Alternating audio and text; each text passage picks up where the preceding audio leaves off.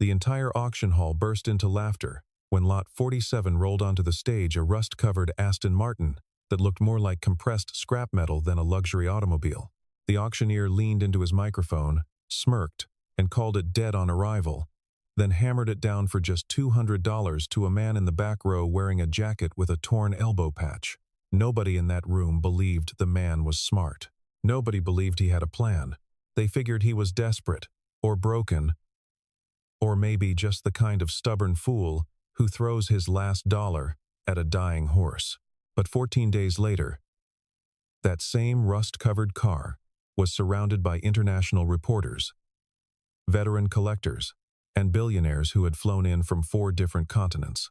By the time the sun touched the edge of the horizon that evening, the car that had drawn nothing but laughter sold for $10 million, and one secret hidden inside it changed a single father's life in ways no one in that auction hall could have imagined.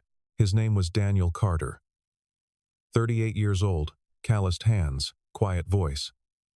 The kind of man who said less than he felt and worked harder than anyone noticed.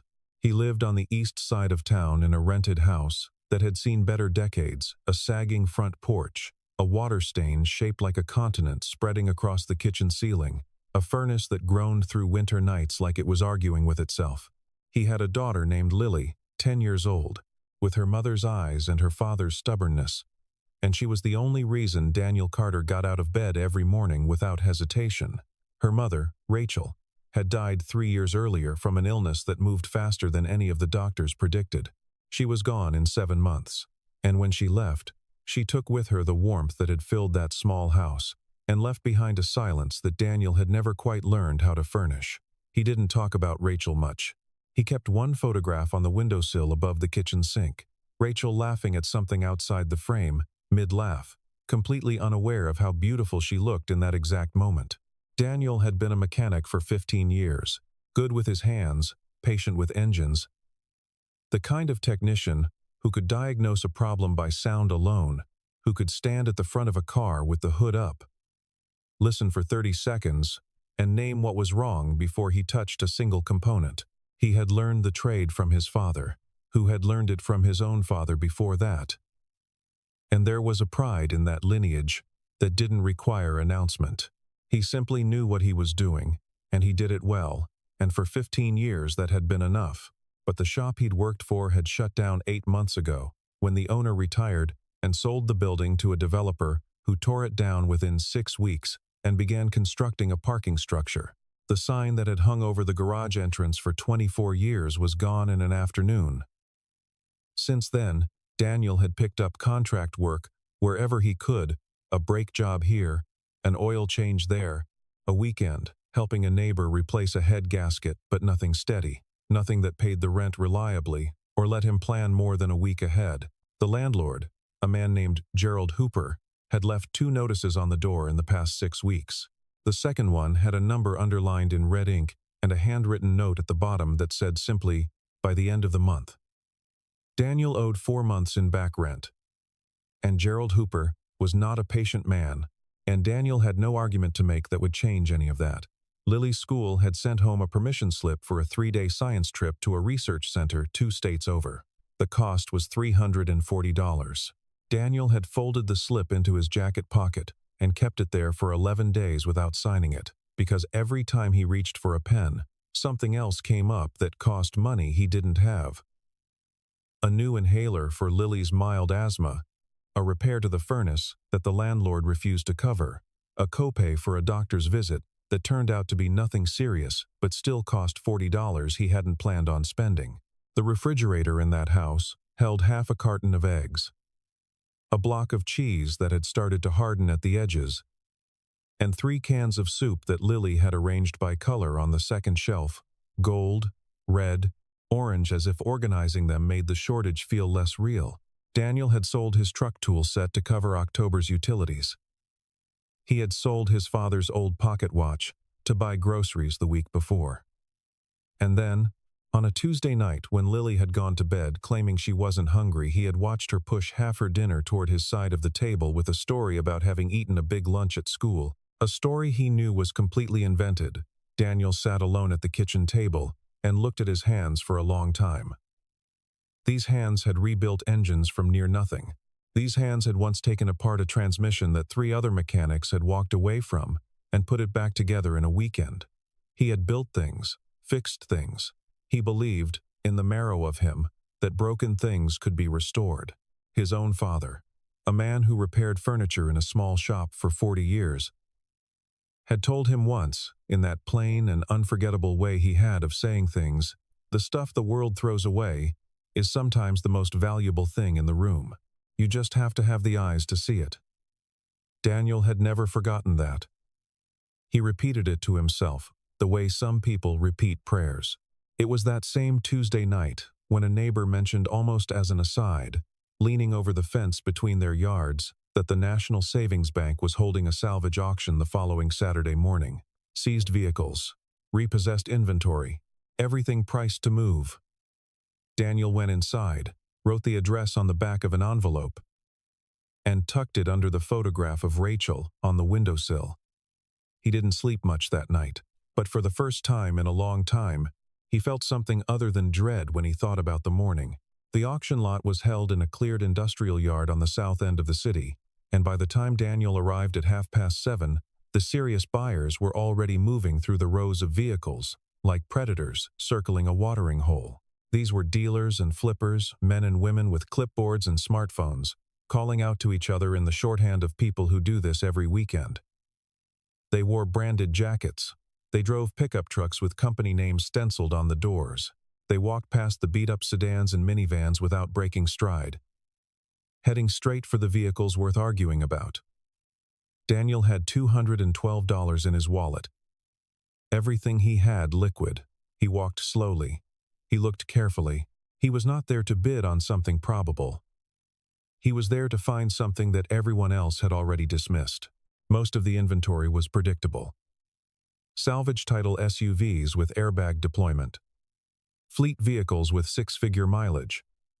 A row of motorcycles that had clearly lost arguments with pavement. Daniel moved through all of it, methodical and quiet, until he reached the far corner of the yard. The section that nobody else had bothered to walk to, separated from the main lot by a chain-link divider and a hand-lettered sign that said, "Additional lots as is." Behind that divider, half covered by a tarpaulin that the wind had pulled loose from one corner, sat a car unlike anything else in the yard. It was an Aston Martin. Or rather, it had been. The paint had oxidized into something between maroon and rust that made it look like a wound that had never quite healed. The front left quarter panel was crushed. The windshield had a crack running corner to corner. All 4 tires were flat. The rubber dried and cracked. The rims sunk into the gravel, as though the car had slowly lowered itself in exhaustion. Whoever had last touched this car had left it years ago, maybe decades, and it had sat in that condition, accumulating dust and indifference, until the bank had taken possession of it, along with everything else from a defaulted estate. Daniel stood in front of it and did not laugh. Everyone else who drifted over laughed. A dealer in a red jacket glanced at it and said, without breaking stride, "That thing belongs in a graveyard." Another man took one photograph, laughed at his own photograph, and walked away. The auctioneer, a round-faced man named Mitch, who had been running salvage auctions for 22 years, had already told the crowd it was dead on arrival and expected it to go unsold or donated. But Daniel wasn't looking at the rust. He was looking at the shape underneath. He crouched at the front grille and studied the badge. Not a standard production badge, but something slightly different, the proportions subtly off in a way that suggested it had been made separately and attached by hand. He moved around to the driver's side and looked through the cracked window at the interior. The leather had cracked and faded, but it had been hand-stitched in a pattern he had never seen on a production vehicle. The stitching was too intricate, too deliberate. He tried the door unlocked and leaned inside. The dashboard was bespoke. Custom gauges with hand-engraved faces, a steering wheel that did not match any catalog he had ever seen, and there, beneath the steering column, almost invisible unless you were already crouching exactly where Daniel was crouching, a small stamped symbol, a circle with a feather inside it. Not a manufacturer's mark. Something else entirely. Daniel straightened up. He thought about his father's words. He thought about Lily pushing her dinner across the table. He thought about the permission slip still folded in his jacket pocket. Then he walked to the registration table, filled out a bid sheet, and wrote the number $200 in the box marked Maximum Offer. Getting the car home nearly ended the whole story before it began. The tow company Daniel had called was 40 minutes late. By the time they arrived, the afternoon sky had darkened, and the temperature had dropped sharply.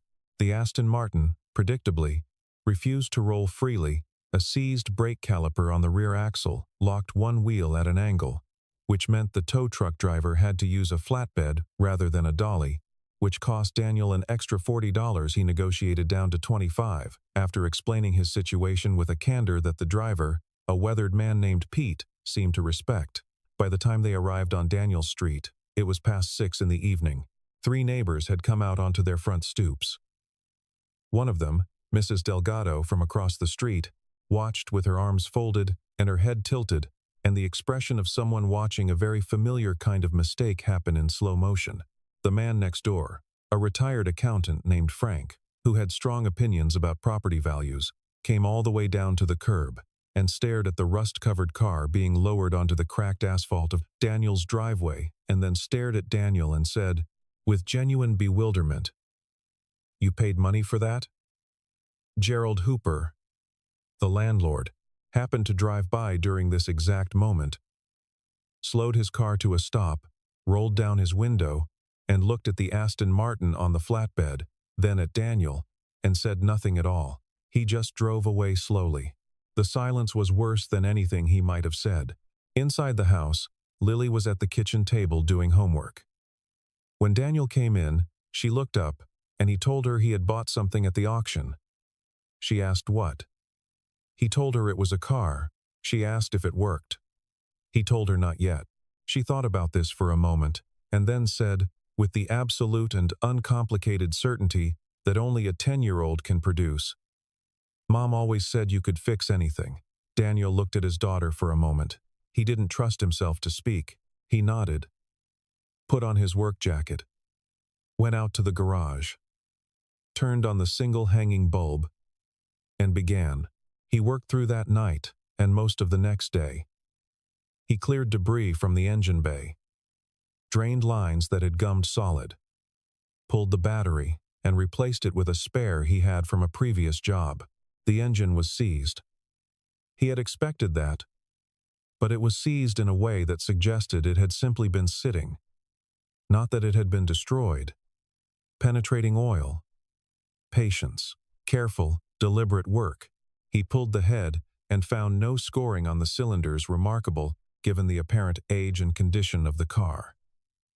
But what he found as he worked deeper into the vehicle was more remarkable than the engine.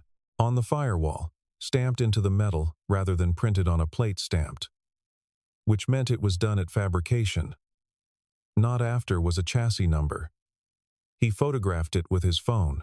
He cross-referenced it against 3 different Aston Martin registry databases he found online. The number did not appear in any of them.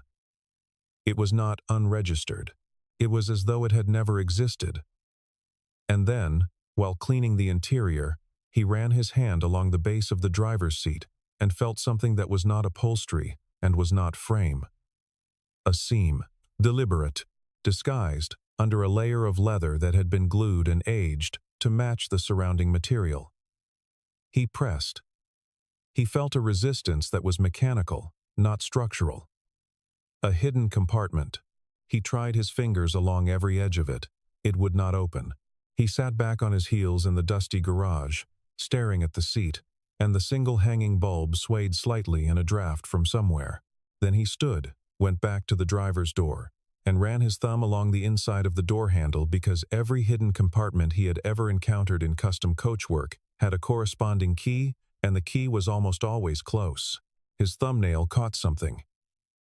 He turned the handle upside down. A small compartment in the underside of the handle casing, no larger than a matchbox. Inside it, on a piece of aged cloth no bigger than a playing card, sat a key the size of a fingernail. The compartment under the seat was lined in dark velvet that had held its color better than anything else in the car. Daniel opened it with hands that were steadier than he expected. Inside, arranged with a care that suggested someone had placed these objects knowing they might not return for them, were three things. The first was a pocket watch, not a simple timepiece, but a complications movement in a rose gold case, the kind that required a watchmaker with decades of experience and access to tools that most workshops didn't carry. The second was a folded sheaf of papers, handwritten documents in English, faded but legible, describing the car's specifications in technical language that Daniel couldn't fully parse but understood enough of to feel the weight of. And the third was a photograph, black and white, printed on paper that had yellowed at the edges but preserved the image with startling clarity. A man in his 50s, well-dressed, standing beside the Aston Martin, which in the photograph was gleaming, perfect, clearly brand new. On the back of the photograph, written in the same hand as the documents, were three lines: the year 1964, the words, "completed as requested," and a name. Sir Edward Whitmore. Daniel set the photograph on his workbench and looked at it under the light for a long time. Then he went inside, made coffee, opened his laptop, and began searching. It took him 40 minutes to find the first references. And then the results cascaded. Sir Edward Whitmore, British national, born 1911, died officially in 1971, under circumstances that multiple sources described as unclear, an extraordinarily private collector of automobiles, art, and rare instruments. Believed to have owned or commissioned vehicles that had never been publicly registered or displayed. His estate had been disputed for years after his death, and large portions of his collection had simply never been accounted for. One automotive history website, run by an amateur British historian, had a page dedicated entirely to Whitmore, with a list of vehicles believed to have been commissioned. Near the bottom of the list, marked with an asterisk and the word "unverified," was a description that made Daniel's coffee go cold beside him. A bespoke prototype. 1964, rumored to have been built for purposes unrelated to private leisure. Chassis number unknown, whereabouts unknown. Disappeared before public registration. The historian had written a single editorial note at the bottom of the entry. If this vehicle still exists, it is arguably the most historically significant, unregistered British automobile of the 20th century. Daniel sat with that sentence for a while. He was not an impulsive man. He did not reach for the phone immediately.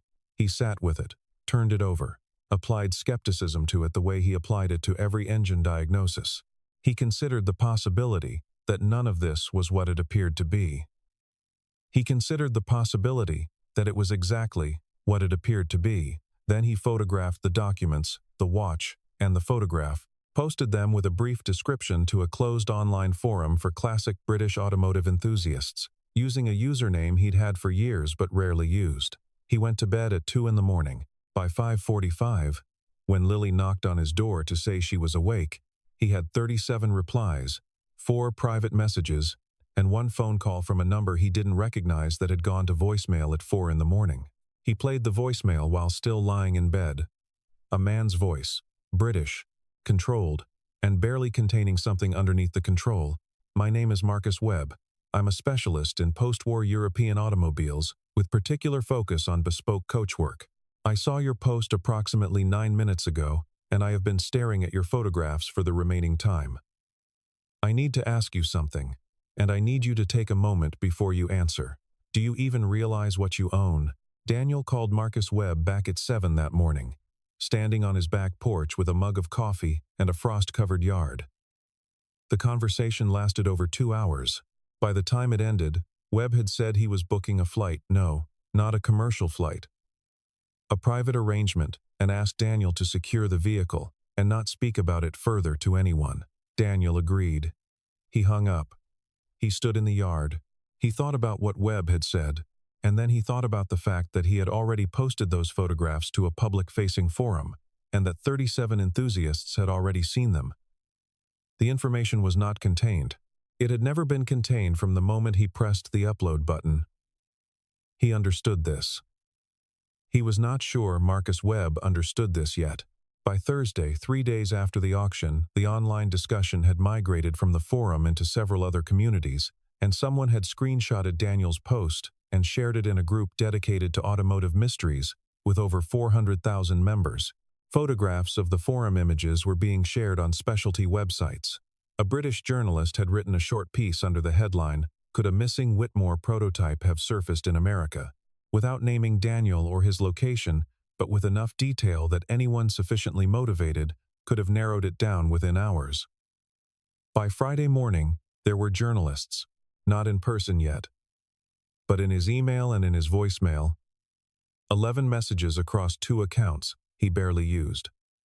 He had not responded to any of them. But the attention had reached somewhere closer to home. A man Daniel had never seen before rang his front doorbell on Friday afternoon, in the middle of the day while Lily was at school and Daniel was in the garage with the hood up, his arms inside the engine bay. He answered the door with engine grease on both forearms and found a man who was compact and well-groomed and wearing a jacket that was too expensive for the neighborhood, the kind of jacket that had been bought to project a specific image to a specific audience and was doing its job. He introduced himself with a first name only Michael and said he represented a private buyer who was very interested in the vehicle in Daniel's garage. He smiled throughout this introduction. He was the kind of person who smiled the way other people use punctuation not to express warmth, but to mark the end of a statement. The offer was $500,000. Payable in certified funds within 24 hours. He slid a business card through the screen door. Daniel looked at the card. He looked at the man. He said he wasn't selling. The man nodded, thanked him, and left without another word. Daniel watched the man's car pull away a rental, he noticed. Agency plates, no personalization, and then he locked the front door, walked through the house, and locked the side door to the garage. He went back to the engine bay but could not concentrate. He kept looking at the side door. That night, something woke him at 2:15. Not a loud sound, a soft one. The particular quality of silence that follows a sound. He lay still for a moment. He got up. He went to Lily's room first and stood in the doorway until he heard her breathing, regular and deep. He went downstairs. He checked the garage from inside. The car was there. Everything was where it belonged. He was about to go back upstairs when he noticed that the small box he had used to store the documents from the hidden compartment was sitting at a slightly different angle than he had left it. He opened it. The documents were gone. The photograph was gone. The pocket watch was still there, too recognizable. Probably too risky to take. Everything else, gone. He stood in his garage in the middle of the night with an empty box in his hands. And for the first time in this entire experience, he felt something he recognized as genuine fear, not for himself, but for Lily, asleep upstairs, and for the question of what it meant that someone had been inside his house while they slept and had left again without waking either of them. He called Marcus Webb. Webb answered on the second ring despite the hour, and listened without interrupting. When Daniel finished, Webb said, quietly and precisely, "I want you to know that this does not diminish the car's significance. The documents were confirmatory, not constitutive. The car itself is the evidence. But Daniel, you need to move the vehicle to a secure facility tonight." Daniel found out, 2 days later, that the man who had come to his door with the $500,000 offer was acting on behalf of a European collector who maintained an acquisition team that operated, to put it generously, in a gray area of automotive procurement. This was not the first time they had approached a private owner under pressure, and they were not the only interested party who had been watching Daniel's garage. Marcus Webb arrived in a car. Daniel hadn't expected not the helicopter he'd half anticipated, but a rented silver sedan, practical and anonymous. He was in his late 60s, thin, with the precise movements of someone who had spent decades handling objects that did not forgive carelessness. He walked around the Aston Martin 3 times, without saying a word. He crouched at each wheel arch. He produced a small flashlight and examined the interior through the driver's window before touching the door handle. Then he stood upright, put the flashlight away, and said, "I need to contact 3 people before I can tell you with certainty what this is, but I can tell you what I believe it is, and I want you to brace yourself." He believed the car was one of between 1 and 3 vehicles commissioned in the early 1960s by the British government through an intermediary specifically for intelligence-related use, not the theatrical version of such vehicles that later appeared in popular culture. The real version. Unregistered, undocumented, in any public record. Built to specifications that went beyond what Aston Martin's standard coachwork could provide. Whitmore had been the collector intermediary who had overseen the commission and, for reasons lost to history, had kept the vehicle rather than delivering it. The chassis number's absence from any registry was not an error. It had been deliberately omitted.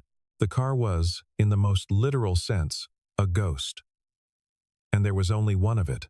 Daniel heard all of this leaning against his workbench with his arms folded, and when Webb finished, he said, "Is any of this provable?" Webb almost smiled. "That," he said, "is the correct question."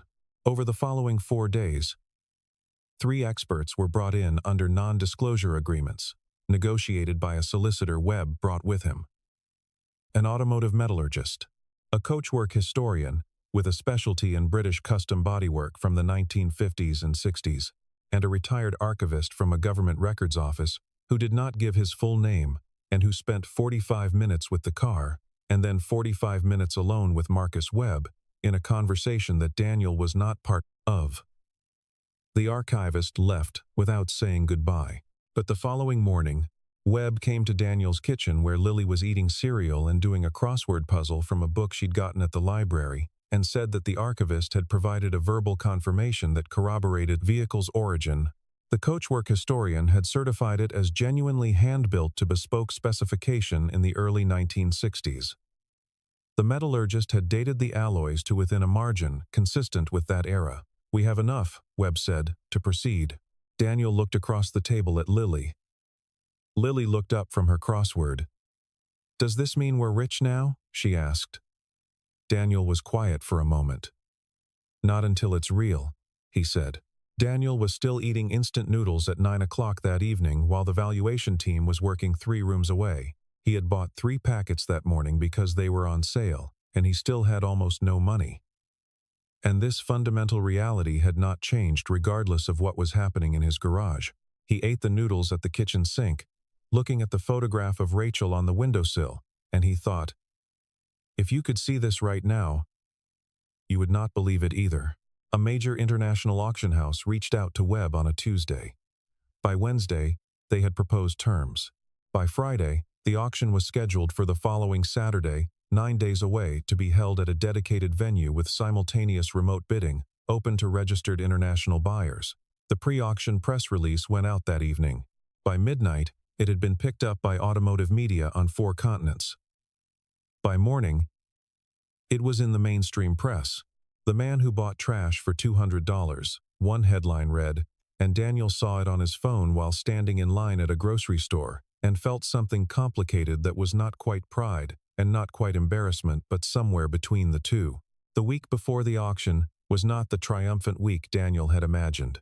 He was moved to a hotel. The auction house arranged it, insisting that his personal security was now a matter they took seriously, and Lily came with him, which she found genuinely exciting because the hotel had a pool and room service and a television that worked on the first try.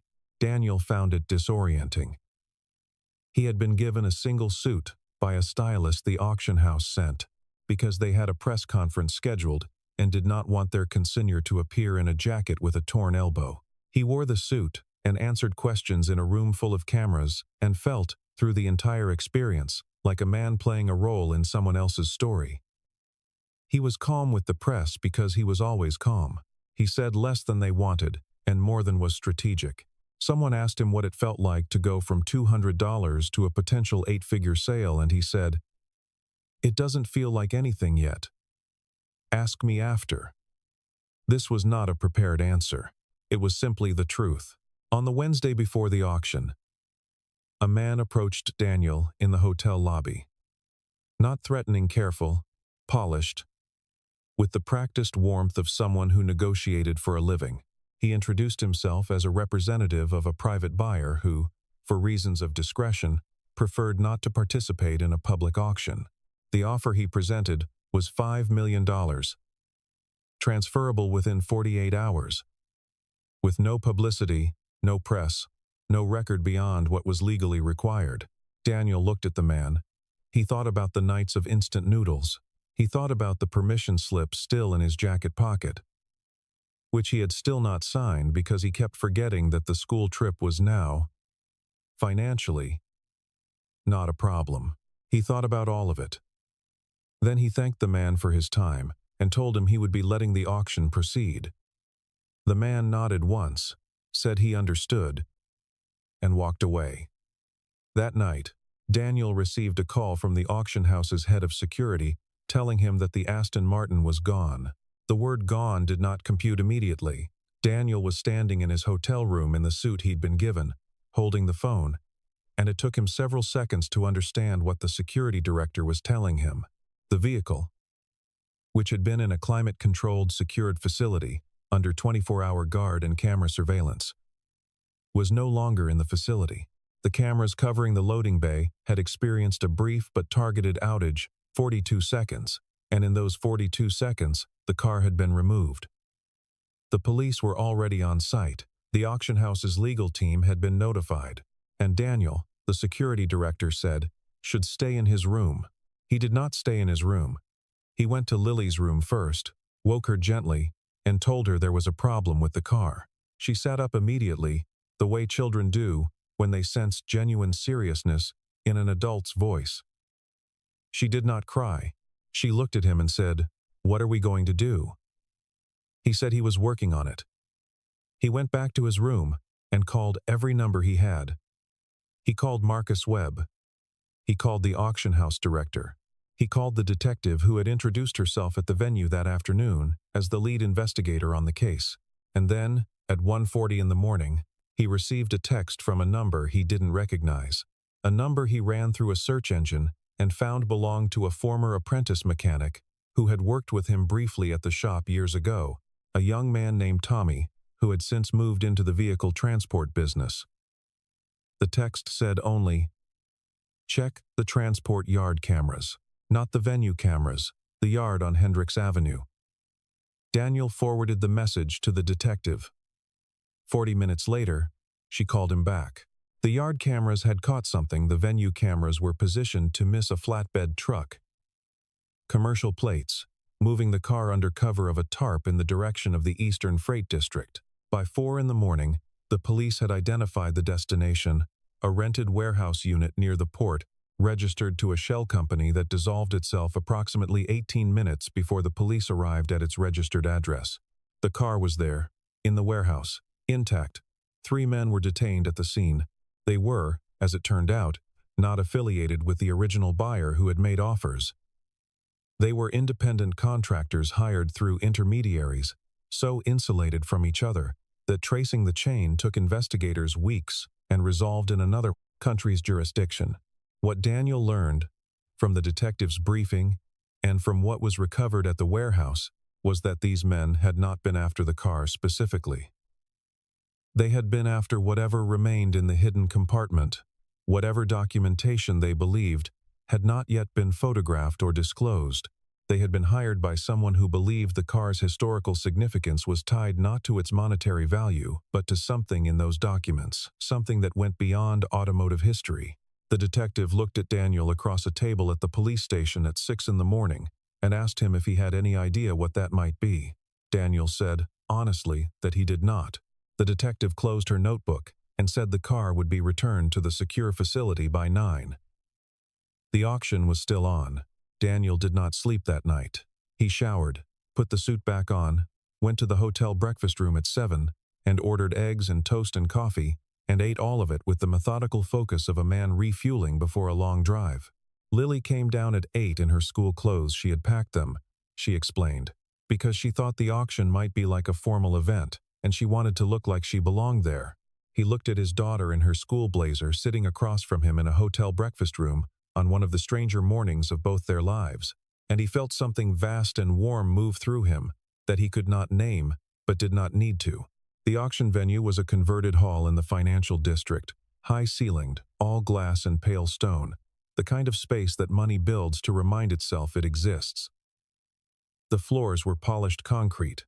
The lighting was designed to be flattering in photographs.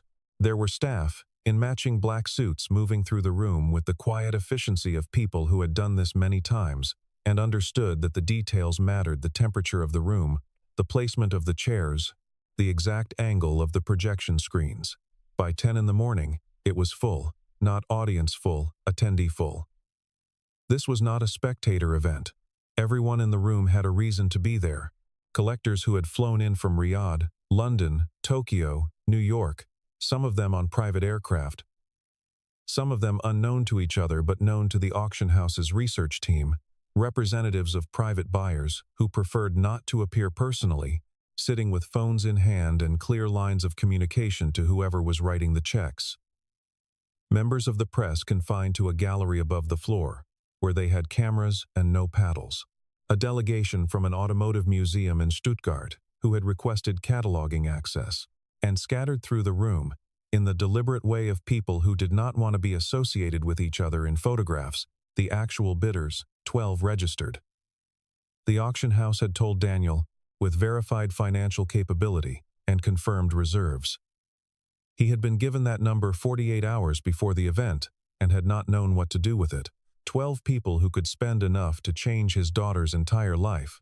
He sat in a chair to the side of the room with Lily beside him, their chairs slightly angled so they could see the screen showing the car, which was not physically present, too risky now after the theft, displayed instead in high-resolution projection from multiple angles by a specialist photography team, and Lily held his hand, not nervously, firmly, like she was the one steadying him, and perhaps she was. The auctioneer was a woman named Helena Price, who had been running major sales for over 30 years and whose reputation in the industry was for exactly one quality. She did not hurry. She opened the session without pageantry, gave a 3-minute provenance summary in a measured voice, and opened bidding at $1 million. The room moved immediately, 1 million to 1.5, 1.5 to 2, 2 to 2.8. The pace was faster than Daniel had expected.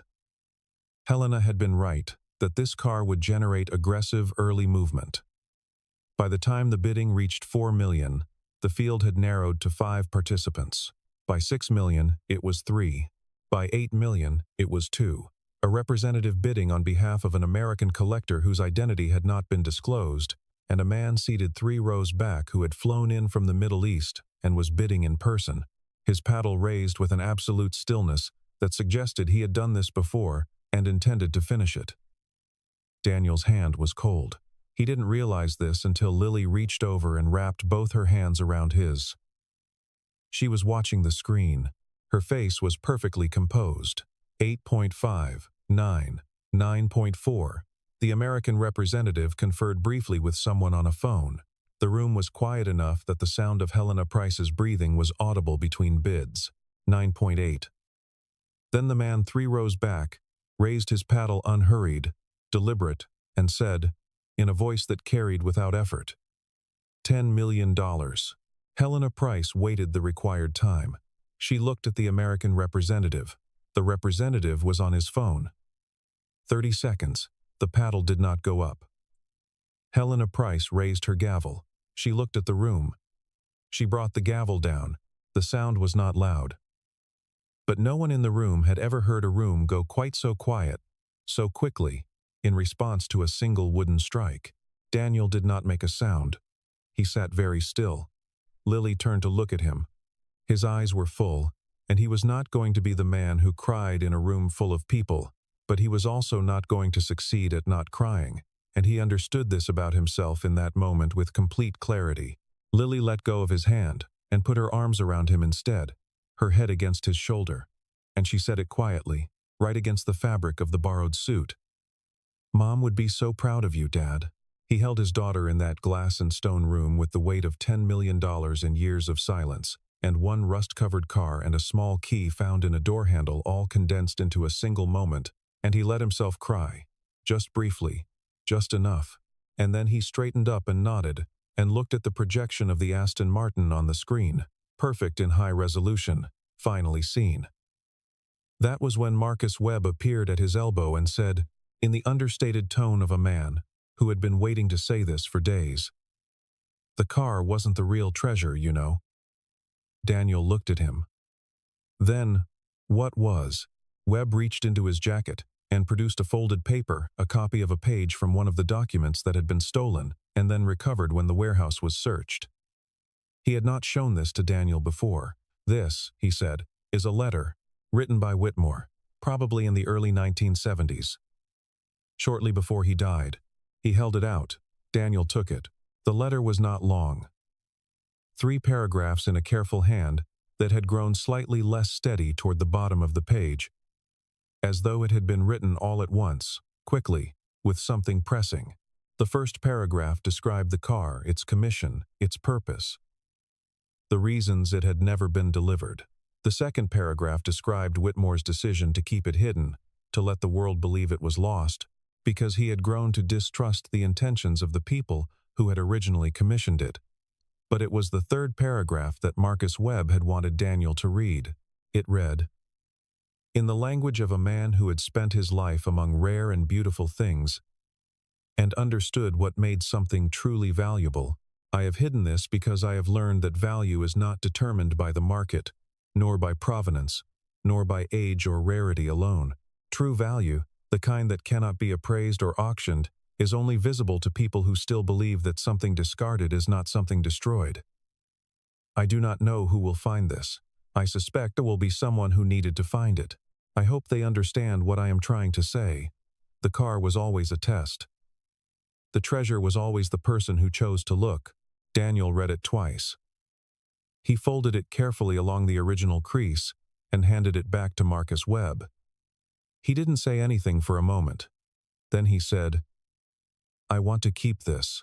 Webb nodded and handed him the copy. In the weeks that followed, Daniel Carter's life changed in ways that were both dramatic and, to those who knew him, entirely predictable.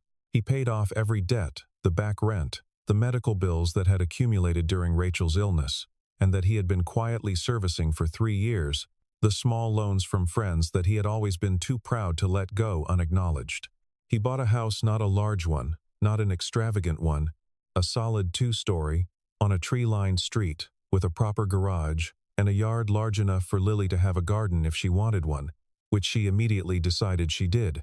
He signed Lily's permission slip for the science trip, which had long since passed but whose teacher accepted his retroactive contribution to the class fund, with more grace than Daniel had expected. He enrolled Lily in a better school, and then felt guilty about it, and then accepted that wanting better things for your child is not a thing that requires guilt. He opened a garage, not a commercial operation, a small, clean workshop in the building behind his new house, with a proper lift and good lighting, and the tool set he rebuilt from scratch over the course of 2 months. He put a sign above the door. Hand-lettered on wood he cut himself. The sign said, "Carter's no job too gone." He began accepting work from people in the neighborhood who couldn't afford what the commercial shops charged. Single mothers whose check engine lights had been on for 8 months because they couldn't risk the diagnostic fee. Elderly men and women on fixed incomes whose mechanics had told them their cars weren't worth fixing. College students driving vehicles that everyone told them to scrap. Daniel worked on every one of them with the same patience and the same methodology, the belief that something broken was not necessarily something finished. He kept one thing from the Aston Martin, not the watch, which was sold separately at a specialist auction for a sum that covered Lily's education through university, not the documents, which went to a British automotive archive with appropriate ceremony. He kept the badge. The small, handmade logo from the grille, the one that had first caught his eye in that salvage yard. The subtle wrongness of it that told him something was different about this car. He mounted it on the wall of the garage, above the lift, where the light caught it well. Lily helped him hang it, standing on a step stool, holding the level while he marked the pilot holes. Months later, on a Saturday morning, Daniel was under a 1998 pickup truck that belonged to a teacher named Mrs. Holloway, replacing a worn-out exhaust system, when he heard a knock at the open garage door. He slid out from under the truck and found a boy standing in the doorway, 12, maybe 13, in a jacket too thin for the weather, and behind him, on the driveway apron, a bicycle, not just old, destroyed, both tires flat, the chain gone, the handlebars bent at an angle that suggested an encounter with something immovable. Lily was in the yard nearby and had already come over, the way she always did when someone new appeared at the garage. The boy said his name was Marcus, a coincidence that Daniel noted privately with a quiet amusement, and that he'd found the bike in a dumpster and wanted to know if it could be fixed. He had $3. Mrs. Holloway had emerged from the waiting chair inside, and now stood in the garage door behind the boy, and looked at the bicycle with the expression of someone who had formed a clear opinion about its prospects. Daniel wiped his hands on a rag. He walked to the driveway and crouched beside the bicycle, examining it with the same quiet attention he had once applied to a rust-covered car in a salvage yard. The frame was sound. The components were damaged but salvageable. The wheels needed new tubes and the chain needed replacing, but neither of those things was expensive. He looked up at the boy. He looked past the boy at Mrs. Holloway, who was still wearing the expression. He stood up.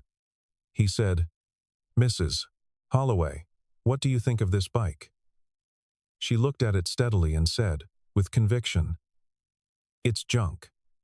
Daniel looked at the bike again. Lily appeared at his shoulder. She was watching her father's face, and she already knew what he was going to say, and she was smiling because she knew. Daniel looked at the boy. He said, "Maybe, maybe not." He told Marcus to come back Saturday morning. He'd have the bike ready, no charge. The boy left. Mrs. Holloway went back inside. Lily stayed where she was, looking at her father in the morning light. Daniel looked back at his daughter, this 10-year-old who had pushed her dinner across the table so her father could eat, who had said her mother always told her he could fix anything, who had held his hand through the longest 14 days of both their lives. He thought about the letter in Whitmore's handwriting. He thought about a car that no one had wanted, sitting in the corner of a yard while everyone looked somewhere else. He thought about what it means to still believe in something after the world has finished dismissing it. The Aston Martin badge on the wall of the garage caught the morning light and held it there, quiet and gold, above everything he had built. He picked up his tools and went back to work.